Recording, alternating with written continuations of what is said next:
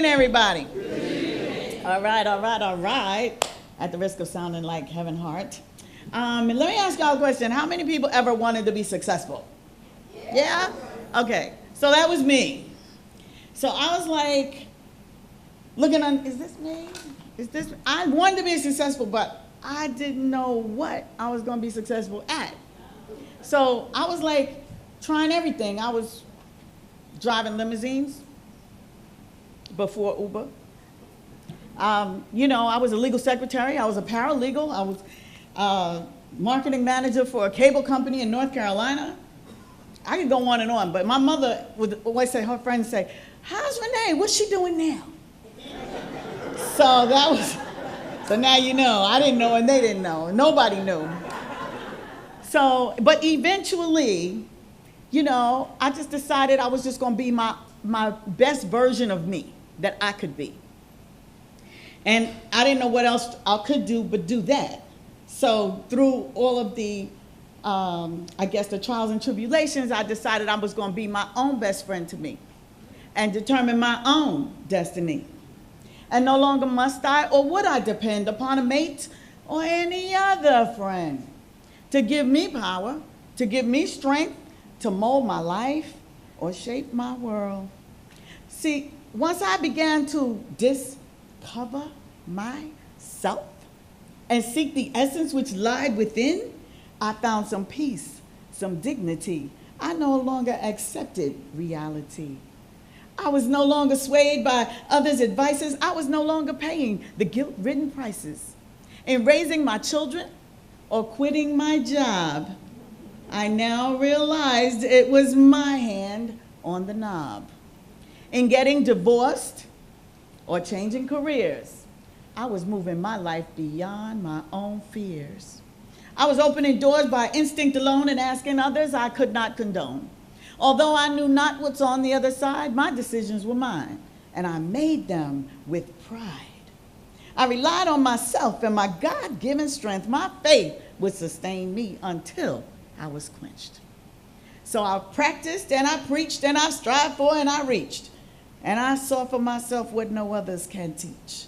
We're endowed with the gifts of thought and free will to heal our own lives or choose to be ill. I was learning, I was growing. I began to flower. I soon realized I have the power.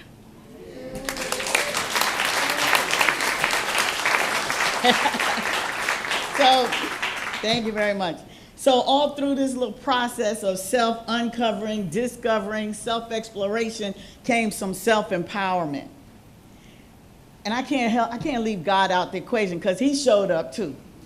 Or she, or the universe, or me, whatever you believe. But came to me in a dream and it was like, go in them schools, talk to them kids, teach them about life, and rhyme the whole time.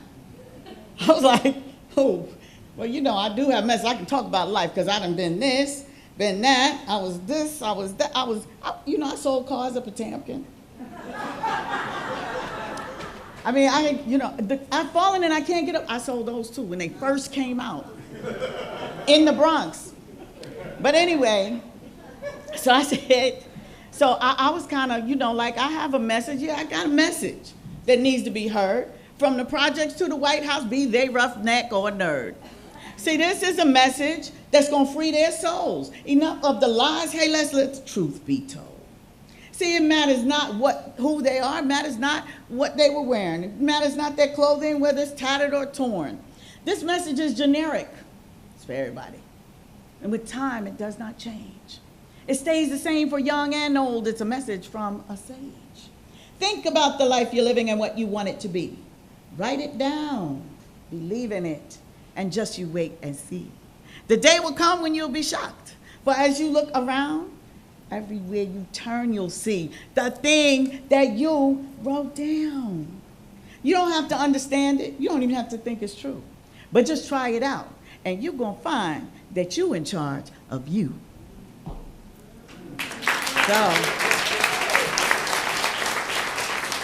So I said, okay, so I got this message and I want to get out here and get in these schools, but who does that? I don't know anybody who does that. So of course I started selling noni juice. So then God said, and you know I was because I was selling it to you. And so here come God again, like, what are you doing? I'm like, well, I'm gonna make this money first, then I'm gonna go and do, get in the schools. So God, in his or her infinite wisdom, said, what are you afraid of? Why do you live a lie? Don't you know the world is yours and it's time for you to fly? Ask of me, I'm crying out. God said that. Ask of me, I'm crying out. Your word is my command. Don't you know I'm here for you? Why can't you understand? Your questions I respond to. Your needs I do provide. How else can I assure you, hey, I'm right here by your side. I've held you in my loving arms. I've carried you over the hump. I'm the safety net beneath you, and you're still afraid to jump. What's happened to your faith? Could it be easier said than done? My child, there's nothing that's impossible, for you and I are one.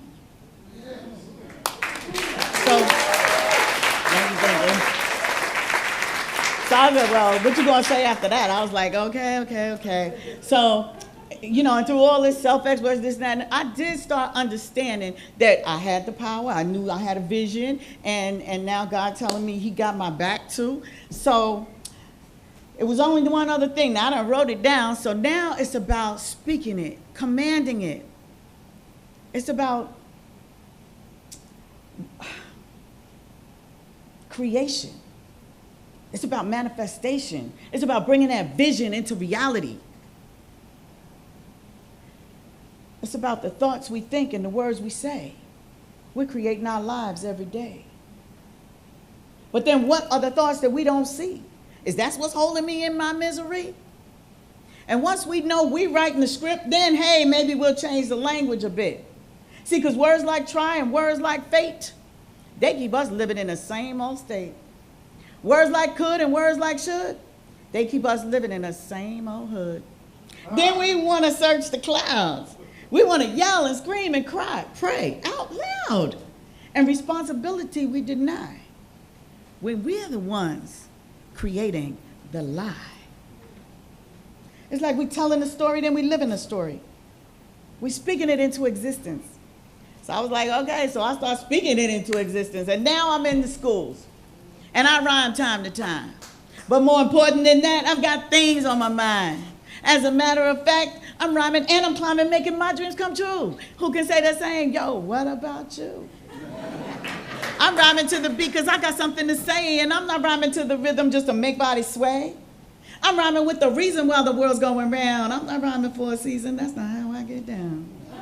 I'm rhyming and I'm teaching, and yes, I'm getting paid. I'm like the other side of leather, but they just call it suede.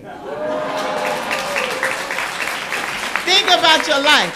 Think about your life and how you get what you desire. You don't have to work a job that you don't like and retire.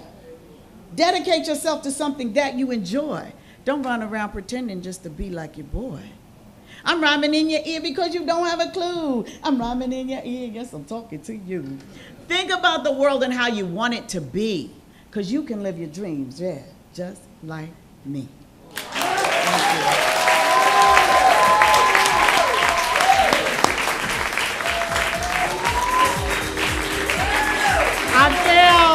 I failed to mention that Renee also co-authored books with Deepak Chopra and Les Brown and others, and her own books of poetry. Please give it up again from Sister Renee McRae.